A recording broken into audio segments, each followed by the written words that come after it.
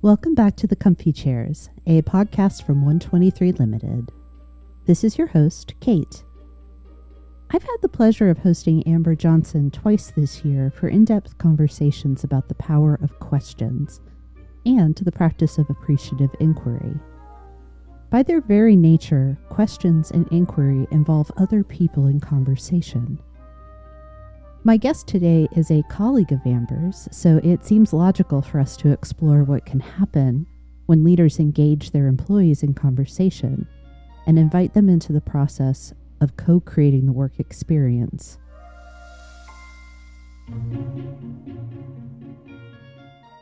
Patrick, thank you for joining me in the Comfy Chairs. I want to give you the opportunity to introduce yourself before we dive into our conversation.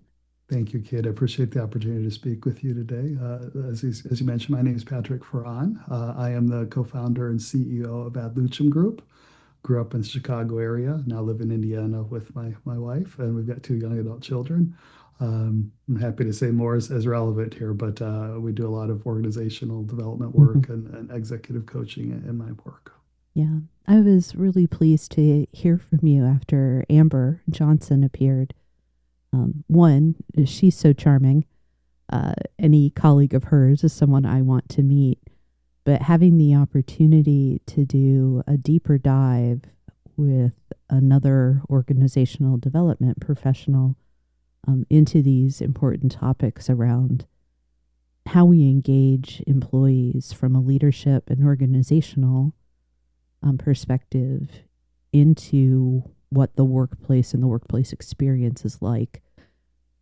It's always timely in my mind, but I feel with so many of the headlines about return to work, what I can only call the farce of the idea of quiet quitting or any of those other fads that are out there, I think having a conversation about how do we have the conversation about work is very important right now, particularly as we come to the end of what I know for a lot of people has felt like a really turbulent year, professionally and personally. So where I'd like to start, Patrick, is regrounding in what is that simple, and simple is probably a little far-fetched for this, but for the concept and the practice of appreciative inquiry, beyond the core idea of anchoring ourselves in what has worked before. How do you define and apply the practice of appreciative inquiry? I appreciate the question. So I would say appreciative inquiry is a strengths-based practice and discipline where we focus on the best of, and that's the best of us as individuals, the best of us as the collective within organizations and teams and so forth. And when we focus on those elements, with a lens of appreciation, hence the etymology there, and as well as the questions that we seek to understand and focus on, that helps us form in that direction. In other words, what we study and what we ask, the questions we ask, shape what we eventually become and lean into. And so if we ask positive questions and focus on when are things at our best and so forth, that allows us to think more generatively than when we're coming at a place from more traditional deficit-based thinking where we tend to get caught in a rut or toxicity and this negative spiral that's very, very common. Yeah, I love that idea of shaping what we become. And I think it's important to start with that idea of where are we trying to go. I know that a lot of your work, I referenced my earlier notes, has to do with not just mindfulness, but also centering on purpose. How do you think leaders can get clear on purpose before they enter into those conversations, before they start being appreciative, so that they are shaping toward what we're all there to do? Yeah, it's sometimes being it's ultimately about being mindful first Mm-hmm. and foremost, and it may not necessarily be a sequential thing. I was just having Mm-hmm. a Mm-hmm. discussion with one of my executive coaching clients this morning, and they were feeling a little bit unmoored Uh-huh. from their current work and Yeah. some of the service that they were doing in their industry and some of the practices and so forth. And we talked about, he was familiar with the work of Viktor Frankl's Oh, Man's Search for yeah. Meaning and Friedrich Nietzsche, who both spoke of the fact that, and I'll paraphrase, but if we have a big enough why, we can endure anyhow. Mm-hmm. Um, and for those who may not be familiar, Frankl researched Auschwitz survivors in the Holocaust and found that folks that really were clear on what they were living for and what was waiting for them outside had a higher degree of survival coming out of that because they were centered in their purpose. And so there's some powerful implications from that research, Mm-hmm. from decades of research, really. Uh, and so, to your question, in an everyday context, sometimes it's ultimately a question of just pausing and reminding ourselves why we're doing what we do. My conversation with my client this morning centered around the fact that sometimes there's a lot of hair that sometimes comes with things, right? Yeah. There's going to be in important work we're doing in my client's field. He's in a medical Okay. niche, and we talked about the fact why he originally got into that field. Yeah. It's to save lives and impact lives, right? But he was frustrated with some of the politics that he has to contend with. He was frustrated with some of what he perceived as organizational greed, for example, and that was wearing Yeah. on him, right? And so when you can center on your purpose, that can allow us to tie it back to persevering core. If we're really focused on what it is we're doing and why we're doing it, that can help us deal with and sometimes, you know, create a little bit of a shield or a buffer to those things that may come along, the cost of doing business, if you will, Mm-hmm. right? So there are some inherent things within industry organizations or just those it is what it is kinds of things. But the way we deal with those doesn't necessarily need to succumb to those pressures. And so, if we can center on our purpose, that can be a really powerful antidote towards um, combating some of Mm-hmm. those frustrations, if you will. Mm-hmm. That example with your client, it's it's even a step beyond centering on purpose. It's recentering.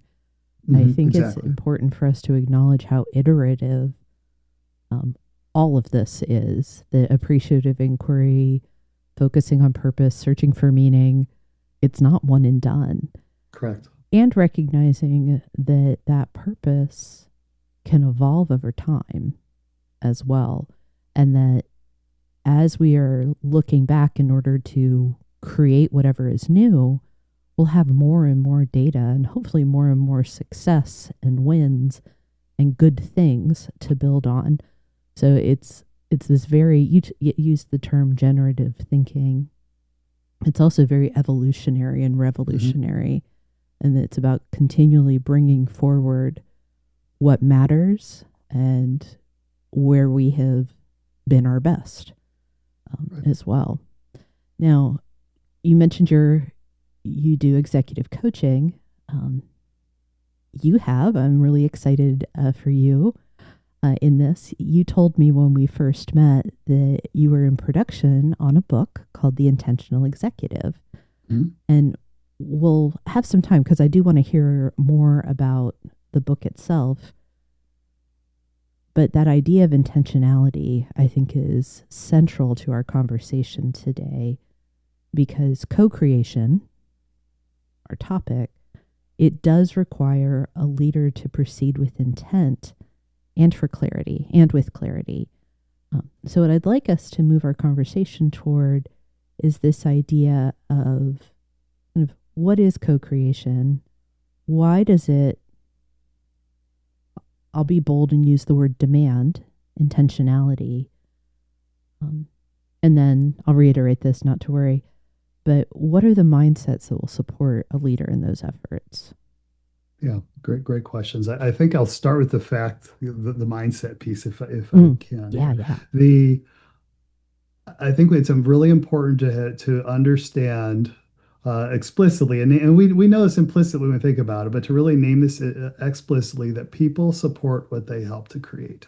How many Yes. times in life, from early childhood, when mom or dad says it's time to go to bed, and we're like, no, we throw the tantrums and so forth, right? But if the question gets reframed to what book would you like to read before we go to bed, right? I'm honoring some agency with the Hmm. person. I'm inviting them into that. We're co-creating this bedtime ritual together instead of me mandating this is the way it's going to be, right? And the reality is we don't outgrow that innate desire that we had as children No. to have agency, to have voice and input.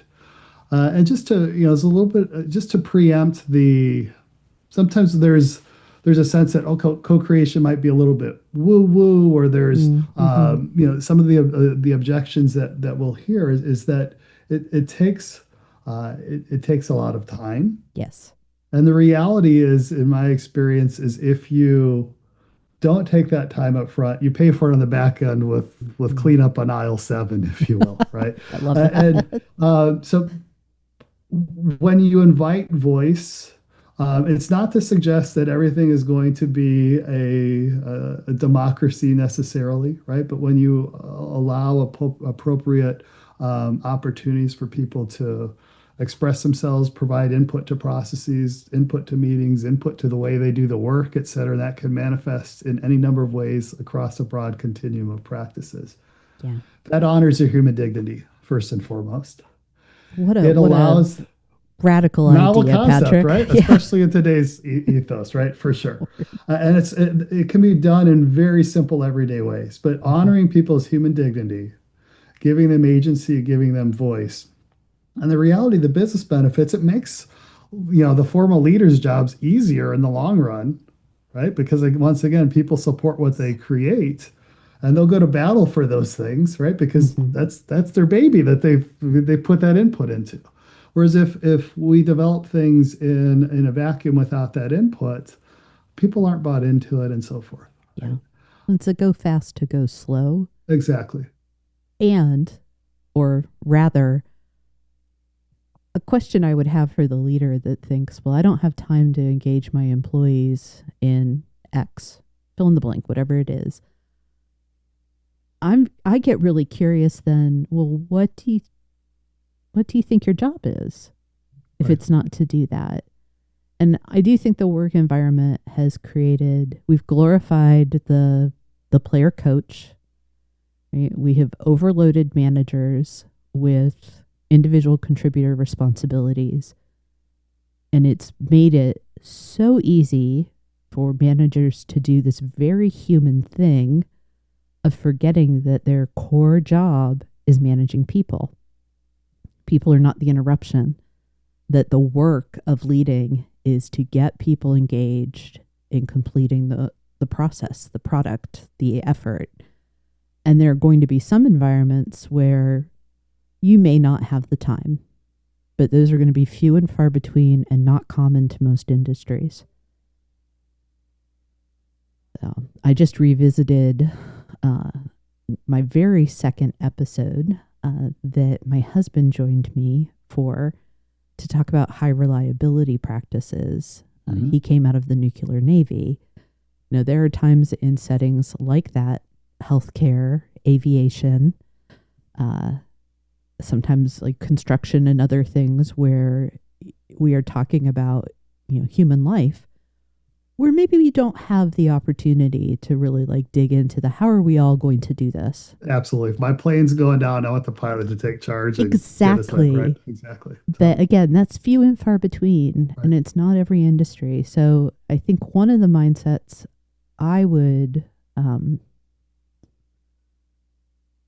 uh, advocate for, that's the word, advocate for, is being humble about the nature of your work. So back to you, Yeah, sir.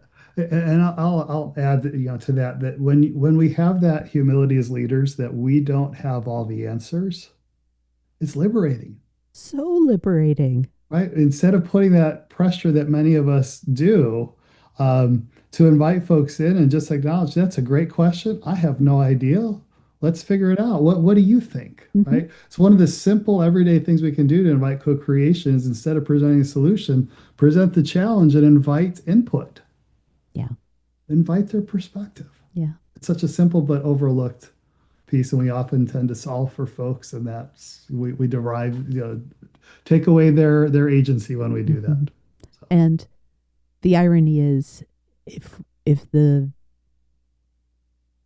roles were reversed, the discomfort, the anger, the resentment that those leaders would feel is equal to what their employees experience.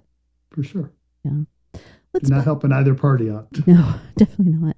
I'd like to back up just a little bit and get kind of nuts and bolts, very basic, and define the concept of co-creation. It seems evident just in the word itself. Multiple people, creation, making something. But if you could help contextualize that, I think that'd be really useful at this stage of the conversation. Yeah, and so co-creation again for some may have the I started to allude to this a bit ago and didn't finish that train of thought fully. Is that sometimes some people view that maybe as a little bit woo-woo, but the reality is it's simply in its purest form just inviting input from others in its purest form. And that can manifest in any number of ways, right? I mentioned one manifestation was presenting the challenge and not the solution, and inviting, right? Asking for perspectives before sharing yours. Summarizing what you hear before responding. When someone disagrees, get curious instead of defensive, right? That's a really powerful, it's a simple one conceptually. It's a really hard thing to do, right? If someone has a different opinion, sometimes our initial gut reaction is to be defensive. But the minute I can get curious and ask questions, this is one of Amber's superpowers, right? Yes. It's really asking those wonderful questions to invite that. It's disarming, and it creates this solution and this space that you're not going to be able to create on your own, right? Practicing active listening in your conversations. If you're in a more of a transformation type of situation, and there's an org change, for example, looking for intentional opportunities to allow input windows into the process, and that can take any number of forms, right? Helping folks job craft around the margins of their role, right? I love 80% of the role you got to do X, but hey, in the margins, if you've got certain skills, and give them that agency to craft around their roles. So, and I could go on, but those are some manifestations of that voice and input. Thank you, Patrick. One of the things I hear you talking about is co-creation is not, by and large, is not a seat of the pants activity. And obviously, it's one of those, well, yes, Kate, of course, because we're talking about intent. But I think what leaders will find is if they front load some effort, and I'm not talking about months and months, but if you take an hour before a meeting, a few days before a meeting, and you think through where within, say, this change that's coming, can my people have a say? Let me get really clear about where we have flexibility and where we have to follow orders, if you will. I like to talk about kind of judgment with asking about where do people have freedom and where do they need to comply.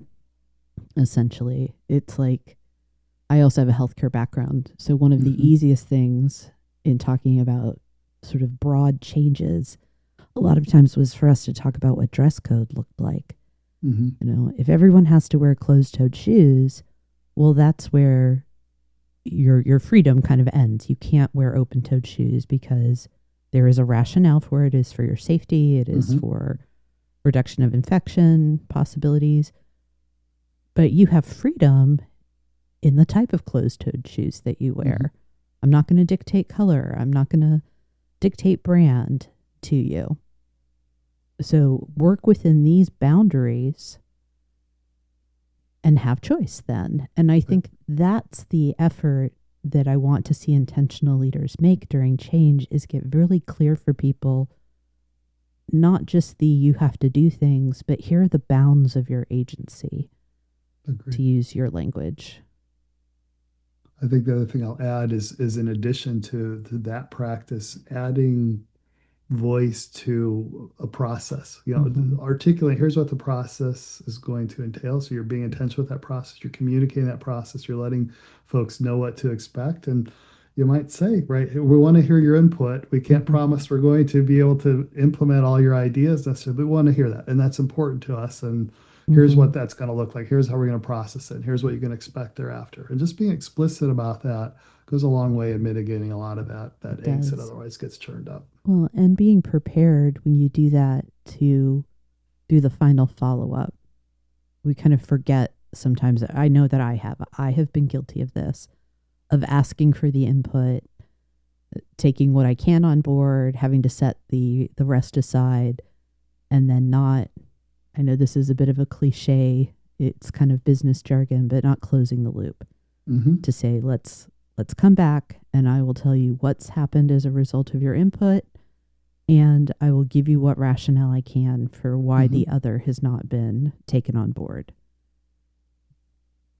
I know a lot of leaders, again, they'll have the resistance to that because they believe it's time consuming. But the time that you spend, the minutes that you spend there, it gains you time across months, if not years, of people Right. resisting whatever the new or different thing is. If you're lucky, they resist, right? Yeah. And if you're not lucky, they'll just leave the organization fed up, right? And then you got to Exactly. replace it, right? So it'll crop its head, and you'll pay for it one way or the other. Mm-hmm. So if you can pay for it on the front end and invest it in a way that truly is going to sow seeds that are going to feel better ultimately for everyone, why wouldn't you want to do that? Right? Precisely. Precisely. So you have totally gotten ahead of me in some of I the. apologize for Oh that. no, I love Got it. us I off script absolutely here. love it. Because, one of the things I wanted us to discuss was how co-creation can appear time consuming. Uh-huh. And I'm curious if you think there are any reasonable alternatives to co-creation out in the world. Well, I think I'd reframe it slightly. Okay. It's not so much that it's an you're doing co-creation or you're not, but there's a whole continuum Yes. that you can do, right? Mm-hmm. And so thinking about what's appropriate on the continuum, I noted a few sort of example behaviors. Some of those are very simple things you can just do in everyday conversation, right? Just Mm-hmm. becomes part of your normal practice, right? And that once you habitualize those kinds Mm-hmm. of practices, it doesn't take that much to maintain them and invite them, right? So the investment of time for that, you're gonna get again to your point. Here's the jargon. You're gonna get the ROI on that pretty quickly, right? If Yes. you adopt those habits. Now, other things may be much more involved or extensive if you're going through a significant transformation type of practice, for instance. Um, but I encourage my clients not to think of them as binary either or decisions, but think about Thank you. where can you insert agency and voice? What can that look like? What's something that you feel comfortable with under the constraints that you have here? What are those constraints, et cetera? And then that just evokes more generative conversations than thinking, well, I can't allow my folks to have input on X decision Mm-hmm. because rather than fill in the blank, right? Yeah. Just asking those questions in and of themselves creates the seeds for a better solution that you can ultimately come Yeah. up with. I like that because it reinforces that idea that this is not one and done. It is iterative. And in many, not all, but in many circumstances, the door for co creation can remain open. It's possible to revisit decisions that have been made in the past. Say something like, and this is just, I like dress codes because they're universal, but they're also kind of low stakes. Mm-hmm. So we all experience it, and it doesn't necessarily cut to the core of any one person's identity or experience. And say you make a decision about dress code, you do dictate that everybody has to have blue shoes. Well, maybe over time you realize that was unnecessary. There was no business rationale for it. It's an opportunity to go back And we talked about humility before, to admit that there was an opportunity to be different, to be more open, to engage people in the conversation. And that's a way to gain trust where it may not have existed before. So I'm not advocating to go back and redo every decision. Right. We're trying to relitigate those past, right? Exactly. Sure. Definitely not, dig up past arguments and grievances. However, this sort of mindset, not only does it free you in terms of I don't have to know all the answers, it also frees you in a sense that I can make things better than they were before. Right. That if I'm not pleased with the outcome, if it's obvious to me that my team is not pleased with the outcome, if it's appropriate, if there's the time, energy, and resource for it, we can revisit. We can say, well, what has worked better before? What would be the better way for us to roll out this practice, to put this new product on the market? Fill in the blank. Right. And I'm going to go back to a couple of earlier comments around, tying both the concepts of appreciative inquiry and co-creation. Some common objections that we hear are, that we don't want to ignore the problems, and we're not suggesting that you're ignoring problems, right? If I go back to the plane metaphor for planes crashing, right? Sometimes you just got to take charge of a situation. However, that doesn't negate the fact that you can go back after those to do appropriate debriefs, right? And in that example, the FAA is going to come and investigate. There's going to be conversations, right? You can take a look and unpack that. Same thing with if there's a more egregious performance concern, for example, right? Sometimes you're going to need to take more directive types of approaches in the moment. So we're not suggesting that.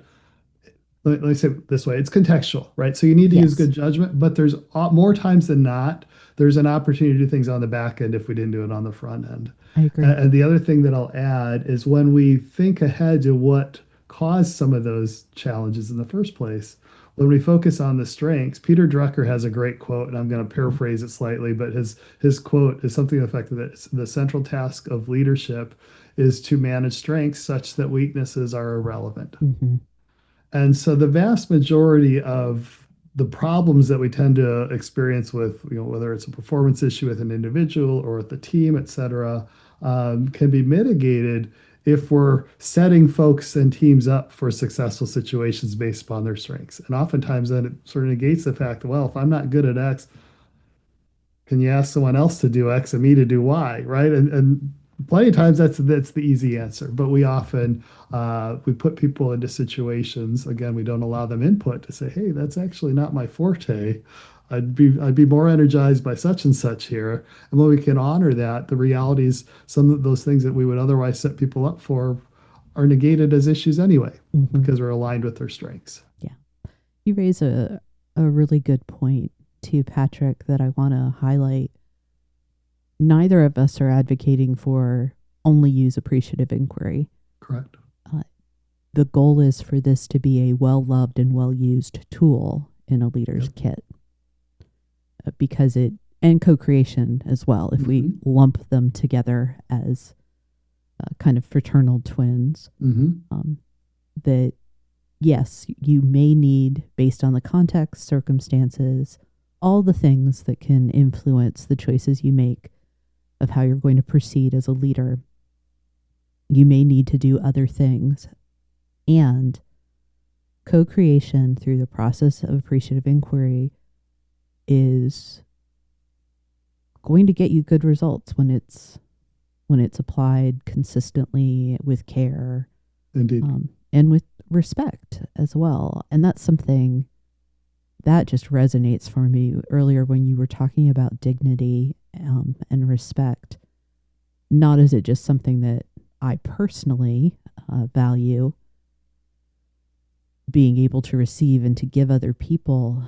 It is so core to how adults need to experience learning.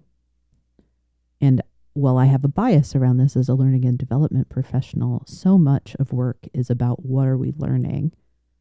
in terms of skill acquisition, in terms of from results, from mistakes, from successes, For sure. that if we respect the experience and knowledge that people bring, regardless of the nature of it, to the moment of learning, their ability to engage, expand, and retain and apply what the lesson is, it just exponentially, you're going to get better results that way. Absolutely. And it's one of the things that I would like about appreciative inquiry and the practice of co-creation is you're not just telling your people, you are showing them that what you know and are capable of, what you bring to this moment matters. You Mm-hmm. have something to contribute and I value you. Absolutely. And I think that's something that we should say and demonstrate more often. Couldn't agree more. So I would like to hear a little bit more about your book, sir. One, I love the title because it's something, again, I think we need a little bit more of in our world.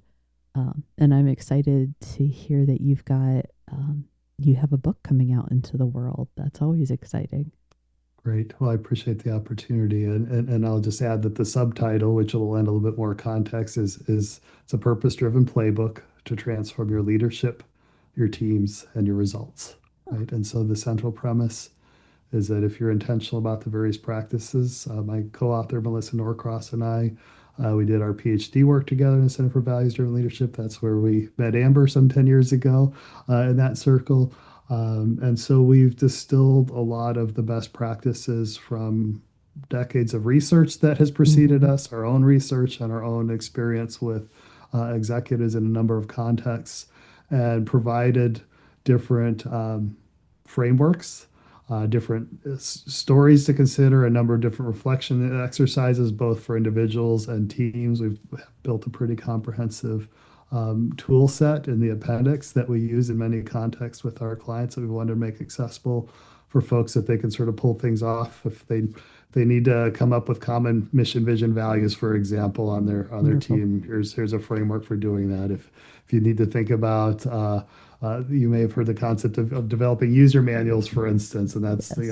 Adam Grant and others talk about that construct. And so there's just a framework for how you can Mm-hmm. build the user manuals to make your work styles and preferences more explicit, for example. So again, you can co-create that work environment together and so forth. We've included a lot of those practical frameworks in the book.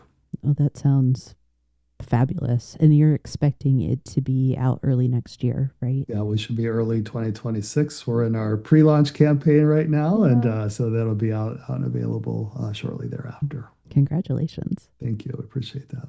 So this is not entirely off topic, but I'm very curious. I would love to hear more about, kind of specifically what research you've been involved on in this space.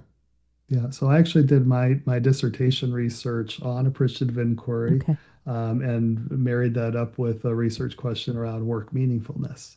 And so I did a comparative longitudinal case study across 6 organizations. We did a number of appreciative inquiries, followed the results within the organization over a number of months, looked at what it did for. It included some work from Dr. Maro Lips-Wiersma on meaningful work and Amy Rishnisky, both giants in the field of work meaningfulness. Had the pleasure of having them serve on my dissertation committee, so used some of their frameworks in my research methodology, and looked at what were the work meaningfulness is a multi-dimensional construct. There's many Yes. variables, right? And so we looked at what were some of the levers that were impacted. How did appreciative inquiry cultivate or hamper Mm. the Mm-hmm. one's experience of work meaningfulness, and what did that look like? And so that was ultimately the genesis for some of our research, and some of that has made it into our book. My co-author Melissa did her research question on humble leadership, Okay. humility, and leadership. Um, and so she had Amy Edmondson, Dr. Amy Edmondson at Harvard, who Yeah. Melissa had when she was studying, doing her MBA work at Harvard. Agreed to serve on her dissertation committee. And Amy, as you know, may know, has done. She's Fearless created the organization. concept and on psychological safety, for Yep. example, and so forth. So to be able to rub shoulders with some of the giants in the field, it's humbling to say the least. Uh-huh. To have that firsthand research exposure in our programs was phenomenal. I know Amber did her research on global leadership and so forth. So Yeah. it's just to be around like-minded individuals exploring these various facets. Our program was centered on values-driven leadership, Hmm. corporate social responsibility, sustainability tenets, and we did a number of projects and things. And so a lot of those references and resources that we were exposed to made their way in some form or fashion into the book. So I like the mention of values in this space because I think so. Very early in my conversations with my guests, one of the things that I had a light bulb moment about is that not every leader, and this surprised me in the moment, I feel kind of naive for admitting it, that not every leader has defined for themselves what their values are. That we tend correct. to kind of be like, well, they're corporate values. I don't disagree If with we any of if, and those. if we can even name the corporate values, Yes, right? That's right, right. right. There is that. But, I don't really disagree with any of them, so that's fine. I'll work within those. But I think one of the things that's so important as a foundation, if you are going to be an appreciative, generative, humble, name all the things, all the good ways to talk about leadership, if you're going to proceed in that fashion, starting with a foundation of I know what I value, I know it's important to me, because then you can look at not just appreciative inquiry, but every practice, all the tools in your kit to say, do these align with my values? I personally value humor, not Mhm. just, oh, let's have a good laugh, but just recognizing that good humor, kind of equanimity, will go a very far way in making everyone's life more pleasant. So, through that lens,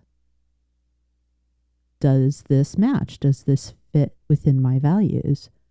Uh, I would say yes, because it's talking about what has worked, and there is a sense of good humor with that. Um, and getting to celebrate and enjoy what has worked well all fits. But if you have concerns, leaders, about the time it could take to co-create, going back to these are my values will tell you whether or not it's a useful tool for you. Right. Or it may make you question, is this really what I say I value X? Do I? Right. Look at your calendar, doing a calendar audit, Yes. and does that align with what you say you value? Yeah. Right. Can you talk a little bit more about what the qualities of meaningful work are? And I realize that is probably a Well, horrible, conversation unto itself, but I would. yeah, like almost unmanageable, ungainly question. There's a But number of models out yeah, there. Dr. Lips Wiersma's model, she talks about a number of dimensions. And one, she looks at she's got a visual where she looks at what's in the center, which is your inspiration or your purpose. okay. And then she has on these axes balancing. She draws it in the circle in one quadrant, talks about unity with others. Another quadrant is your ability to express your full potential. Okay. And the other quadrant is your integrity with self, the extent that I can be Mm-hmm. myself at work, for instance, without having to wear these false facades or masks.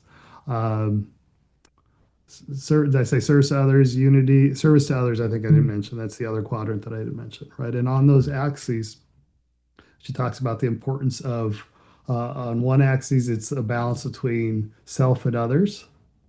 And then on the other axis, it's a balance between being and doing, right? And when I was when I first got introduced to this concept in one of her workshops, she talked about, I said, yoga is great, right? Mm-hmm. As for instance, but if all you did all day long was yoga, that'd be a pretty imbalanced life, right? You're focused on purely on the self and the inner and not on the outer, right? Mm-hmm. And so for each one of us to find meaning, and this will be different per person, it's episodic, as you alluded to earlier. It's not like you suddenly arrive at work meaningfulness and that's Mm-hmm. it. You've achieved it, right? Yeah. It's an equilibrium that you're constantly working to balance. And so it's balancing all those areas for yourself.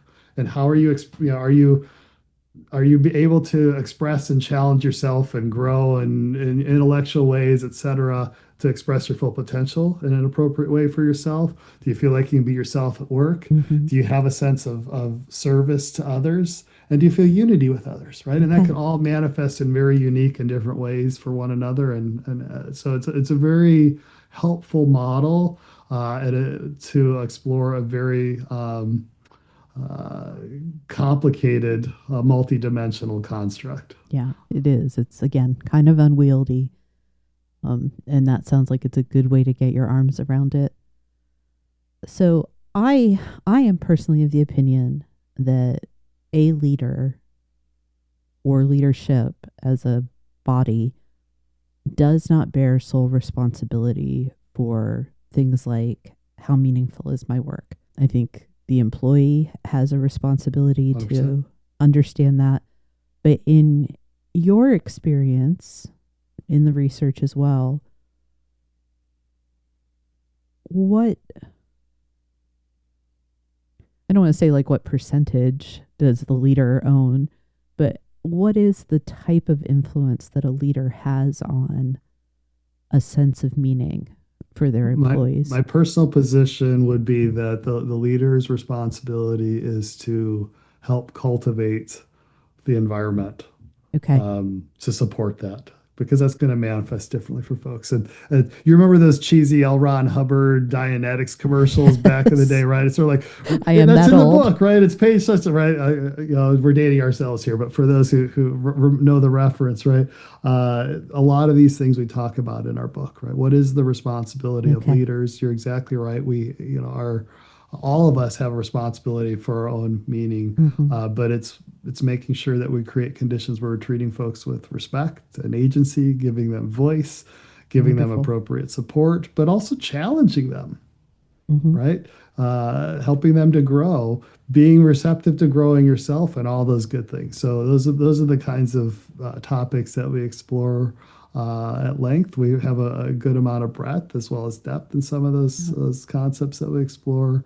And I'd be happy to have further conversations with anyone that picks it up Wonderful. and might find it helpful. Good. You know, this reminds me, it really resonates for me in how I have, like, the metaphors I've used to talk about employee engagement to try to help some leaders, again, get a handle of it. I equate it to a plug and a lamp.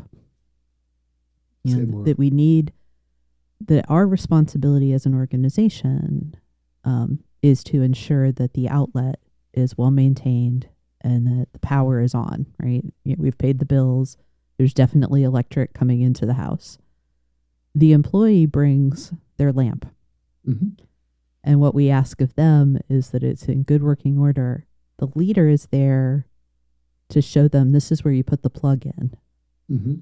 Let me help you turn it on so that we can have the light, Mm-hmm. which I'm going to feel a little clever about knowing that your company name means toward the light. Yep. That's how we keep the process of work environment, shared responsibility, and getting the right results is through thinking about are we maintaining things so that people have the resources and the safe environment that they need to perform? Are we making it clear that this is what you need to do as the employee? Plug yourself in right here, engage in this way. And then are we actually taking the step to put the light to use? Right. That's a good metaphor. Thank you. Well, what kind of final thoughts do you have Could take it in a number of ways here. I would for? offer for folks to think about what is one or two meaningful practices that they might want to adopt. What's perhaps one Mm-hmm. insight Mm-hmm. that this sparked for them today that they want to take into their work week to Yeah. test it out and try it, right? Start small. Um, And as I mentioned, I'm very happy to be a resource with for anyone who picks up our book, looks at our content. My personal purpose and mission is to help folks be the best leaders that they can in their organizations. That creates the ripple effects and so forth. I consider coaching to be one of my callings. Um, Being the son of a lifelong educator, both my parents were educators, so forth. That's one way I feel like I can sort of pay that forward. And we're on the lookout for the Intentional Executive when it launches next year. I look forward to being able to read and to share about it out in the world once it's out there. I appreciate that. Yeah. And I appreciate the opportunity to speak with you today. Thank you for joining me today. If this conversation sparked something useful, please follow the Comfy Chairs and leave a review. Those small actions help more people find the show. Got a leadership question you'd like featured in a future Comfy HQ episode? Please send it my way. I'd love to hear what's on your mind. And when you're ready to move from ideas into action, 123 Limited helps leaders build stronger teams, sharper strategies, and better talent plans. Learn more at 123limited.com. That's ONE23LTD.com. Thanks for listening.